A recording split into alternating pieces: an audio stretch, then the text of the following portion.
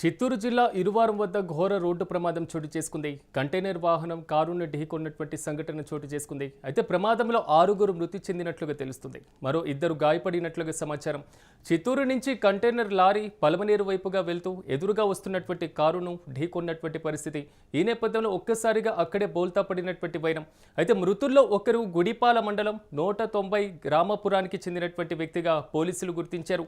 ఇక కంటైనర్ పూర్తిగా కారు మీద పడడంతో కారు నుజ్జునుజ్జైనటువంటి పరిస్థితి కనబడింది. అయితే జేసీబీల సహాయంతో స్థానికులు మృతదేహాన్ని క్షతగాత్రులకు పూర్తి స్థాయిలో వైద్యం కోసం మాత్రం అక్కడే ఉన్నటువంటి వారిని బయటికి తీసి స్థానికులు పోలీసులు మాత్రం హాస్పిటల్కి తరలించినటువంటి పరిస్థితులు కనబడుతున్నాయి.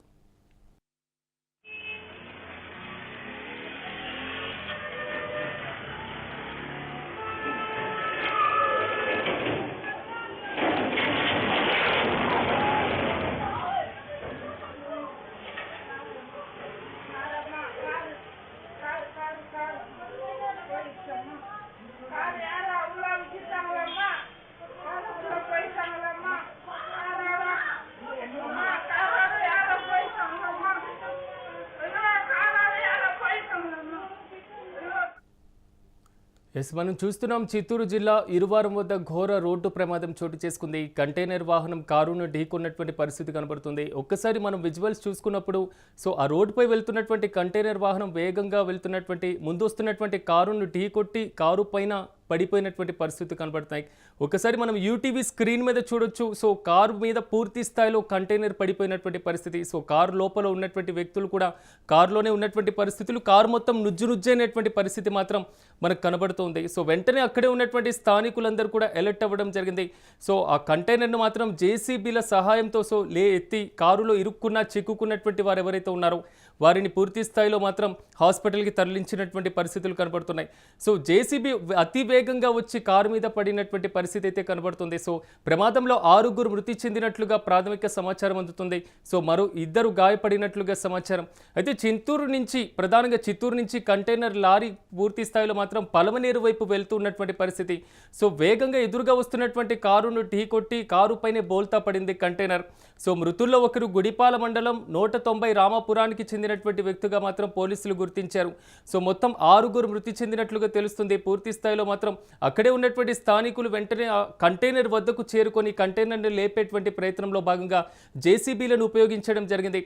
కంటైనర్ పూర్తిగా కారు మీద పడిపోవడంతో కారు మొత్తం నుజ్జైనటువంటి పరిస్థితి.